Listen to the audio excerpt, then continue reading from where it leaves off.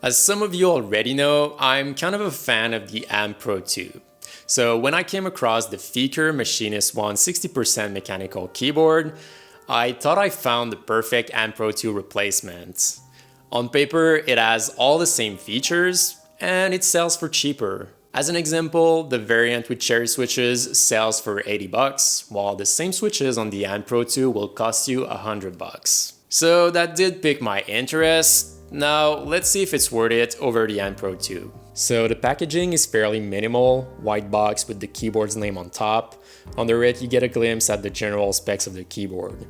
In it you'll find the keyboard stuck between two foam blocks, as well as a rubberized USB-C cable and a wire keycaps puller. So why am I comparing it to the Amp Pro 2? Well, because it's pretty much the same thing. The layout is the same, the case, while having a slightly different shape, has very similar features and the material looks to be the same. It also has PBD double-shot keycaps, RGB LEDs, it can connect over Bluetooth 4.0 as well as USB-C. The battery size has the same 1900 mAh capacity, and it even has a Function 1 and Function 2 keys at the same spot as the Amp Pro 2 with similar default key combination controls. So is it really the same? Let's dive deeper. So this unit has a nice case, seems to be made out of PBD with a matte finish that will last longer. At the back you get a Type-C connector and it's not too recessed, so it will most likely fit third-party cables. Then under it you get the logo at the middle, as well as an on-off switch to turn on the keyboard in wireless mode. This switch has to be left off when using the keyboard wired though. It has no flip-out feet, so no angle adjustment like most other 60% keyboards. The bottom edge has a little glossy lip that's different than the Amp Pro 2, but otherwise it's really similar. Like many other 60% keyboards, this one perfectly follows the NC standard, so you don't get any dedicated arrow keys or function row, and included keycaps are quite interesting. In a way they're great as they're PBD and double shot, so they should last a long time. Legends don't have slits and the font is clean and simple on alpha characters. However, all other keys seem to have a different font size, and it doesn't look too great. If you compare tab and caps lock, it's quite obvious. So yeah, they work fine, they feel great and should last a long time, but I would personally replace them with something a bit cleaner. In comparison, the Amp Pro's keycaps have slits and close-shaped characters, so they don't look as great, but the font size is the same across the board. So this keyboard is offered with a few switch options. Right now you can get it with Automus, Caterons, or Cherries. On Banggood, the Cherry option only has the red variant now, but Gaterons and Automus come in reds, blues, browns, or black. I was sent the Cherry Red option, and as usual, Cherry switches deliver. They feel great and are a nice option, especially for gaming, although I prefer browns for my usage. It's still nice to get your hands on a linear switch equipped keyboard sometimes.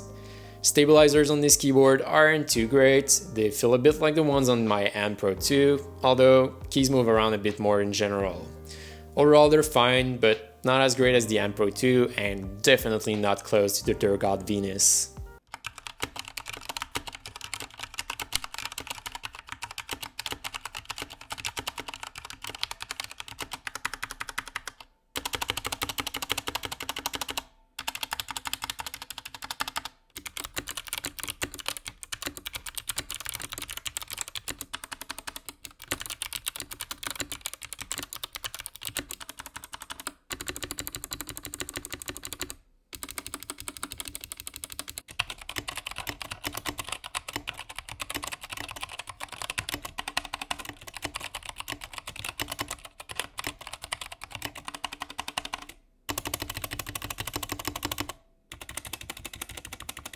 So typing on this keyboard feels good overall considering the price. Stabilizers are okay, they do rattle a bit, switches are nice, and the keycaps feel great.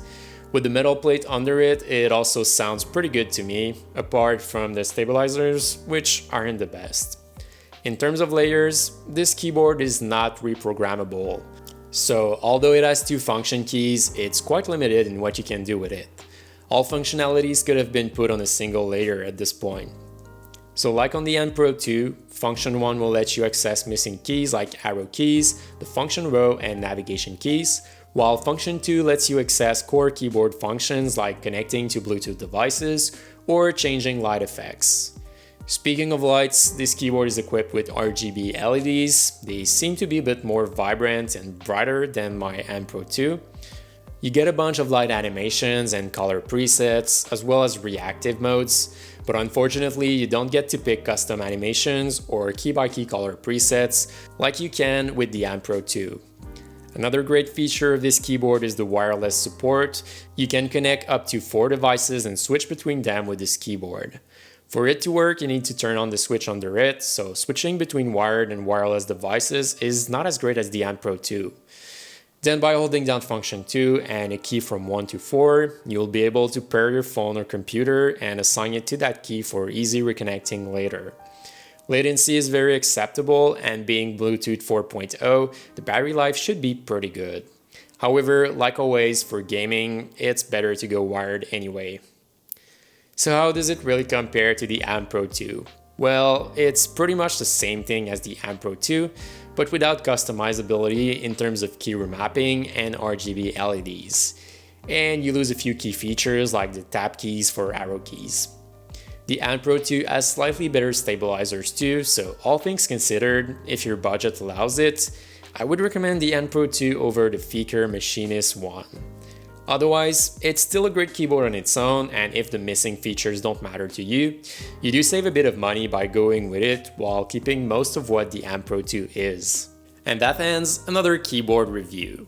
Personally, I wouldn't mind using it as my daily driver, since the layout of the layers are what I use on a daily basis already, but the lack of key remapping could be limiting for some, especially for 60% keyboards where you really need additional layers. As always, I'll have a link to this keyboard down below, so feel free to check it out and help the channel at the same time. So thank you for watching, make sure you leave a like if you did, and if you didn't, just let me know why in the comments below.